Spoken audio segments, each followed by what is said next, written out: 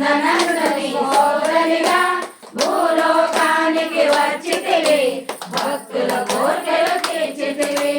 పరమేశ్వరుని సతిగా జగమంతటికి మాధవుగా అందరి సేవలు అందుకొని అంతట నీవే నిండితివి కరుణించమ్మ లలితమ్మ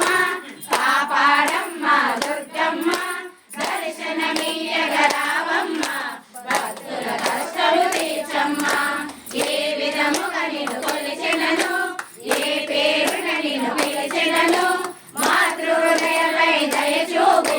కరుణామూర్తిగా కాపాడు